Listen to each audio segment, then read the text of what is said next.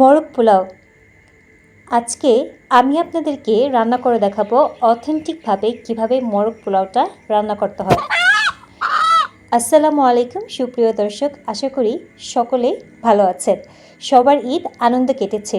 অথেন্টিকভাবে মোরগ পোলাও রান্না করার জন্য আমি এখানে নিয়েছি একটা মোরগ, যেটা কিনা আমি আমার গ্রাম থেকেই কিনে নিয়ে আসছি। আর এই দিকটায় আমি সব রকমের মশলা নিয়েছি। আজকের রান্নাটা আমি বাটা মশলার উপরেই করব। আর এইখানে আমি 4-5 রকম বাদাম কিশমিশ সহ বেটে নিয়েছি। আর বাদাম বাটা হয়ে গেলে আমি এখানে পোস্তদানা, জিরা, শাহি জিরা সঙ্গে করে আবার বেটে নিব।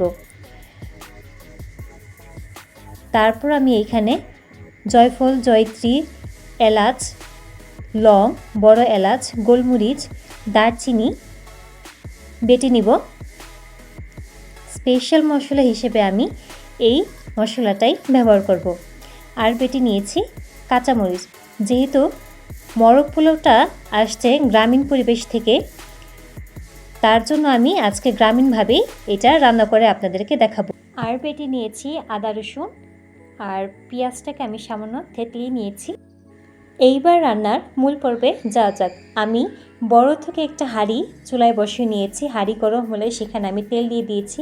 আর তেল গরম হওয়া মাত্র আমি এখানে তেজপাতা, দারচিনি, ছোটো এলাচ, বড় এলাচ, স্টার আনিস, লং, গোলমরিচ দিয়ে ফোড়ন দিয়েছি। তারপর এখানে আমি থেতলিয়ে রাখা পেঁয়াজ আর দিয়েছি আদা রসুন বাটা। আদা রসুন বাটা সামান্য ভাজার পর আমি এখানে দেশি মোরগটা দিয়ে দিয়েছি।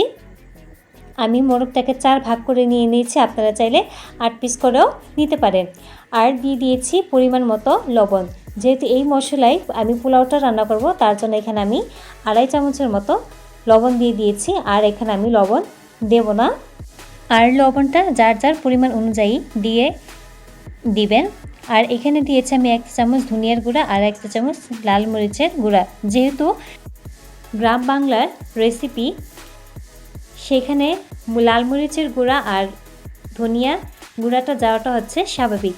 আমরা সাধারণভাবে মোরগ পোলাও রান্না করে থাকলে রেস্টুরেন্টে বা কোথাও খেতে গেলে দেখা যায় যে মোরগ পোলাওটা সাদা হয়, কিন্তু গ্রামীণভাবে দেশীয় মোরগ দিয়ে মোরগ পোলাওটা রান্না করা হলে সেখানে আমরা ধনিয়া বা লাল মরিচের গুঁড়াটা ব্যবহার করে থাকি। আর এইখানে আমি দিয়ে দিব বাদাম বাটা, কাঁচামরিচ বাটা, আর যে মশলাটা বেটে রেখেছিলাম সেটা দিয়ে সবগুলো মশলা একত্র করে মিশিয়ে দিব। এইভাবে মশলা দেওয়ার কারণটা হচ্ছে গিয়ে বাদাম দেওয়া বা মশলা বাটাটা যেন না লেগে যায়। ভালো করে কষানো হয়ে গেলে আমি এখানে দিয়ে দিব 1 পার মতো দুধ আর দিয়ে দিব 1 চামচের মতো চিনি দিয়ে সামান্য নাড়াচাড়া করে ঢেকে দিয়েছিলাম প্রায় 10 মিনিটের মতো। 10 মিনিট পর ঢাকনা উঠিয়ে এখানে আমি সামান্য কর্নডেন্স মিল্ক দিয়ে দিলাম। আমি এই রান্নাটা একটু রিচ করতে চাইছি, তার জন্য আমি কর্নডেন্স মিল্ক দিয়েছি, আপনারা চাইলে নাও দিতে পারেন। কর্নডেন্স মিল্ক দেওয়ার পর আমি আবারও 5 মিনিটের মতো ঢেকে রেখেছি। তারপরে আমি এখানে দেশি 4টা মুরগি ডিম আগে থেকে ভেজে রাখা দিয়ে ভালো করে কষিয়ে নিয়ে তারপরে উঠিয়ে নিলাম। মাংস উঠিয়ে ওই মশলাটাকে সামান্য একটু পরিমাণ জাল করে পরিমাণ মতো ঘি দিয়ে এখানে আমি আরেকটু ভাজা ভাজা করে নিব। আর দিয়ে দিব এখানে 1.5 পটের মতো পোলাওর চাল। এখানে আমি পোলাও চালটা দিয়ে 5-6 মিনিটের মতো মশলার সঙ্গে ভালো করে ভেজে নিয়ে তারপর এখানে আমি 3 পট চালের 6 পট পানি এখানে আমি আলাদা করে গরম করে রেখেছিলাম, সেটা আমি দিয়ে দিলাম। আপনার চাল যতটুকু নেবেন, যে পটে নেবেন সে পট অনুযায়ী ডাবল পানি দিয়ে দিবেন এখানে। মানে আমি 3 পট নিয়েছি, 6 পট পানি এখানে আমি গরম করে দিয়ে দিয়েছি। আর এখন পোলাও চালটা বলক চলে আসছে, আমি মাংসটা ওপর থেকে দিয়ে দিব। আর দিয়ে দিব ডিম, আলু বোখরা, সাদা কিশমিশ, কালো কিশমিশ, 4-5 রকমের বাদাম, পেঁয়াজ বেরেস্তা, কাঁচামরিচ, ঘি আর কনডেন্স মিল্ক। আপনারা চাইলে কনডেন্স মিল্ক নাও দিতে পারেন, সম্পূর্ণ অপশনাল। এইভাবে দেওয়ার পর ঢাকা দিয়ে রেখেছি আমি 5 মিনিট। 5 মিনিট পর ঢাকনা উঠালে এখানে খুবই সুন্দর একটা সুঘ্রাণ ছাড়ে।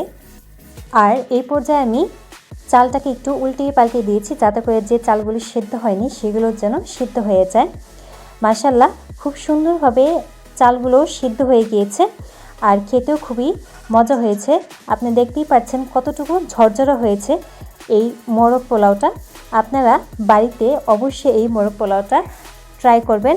অথেন্টিকভাবে আজকে আমি আপনাদেরকে মোরগ পোলাওটা রান্না করে দেখালাম। আপনারা অবশ্যই এই রেসিপিটা বাড়িতে ট্রাই করবেন। আশা করি ভালো লাগবে। ধন্যবাদ।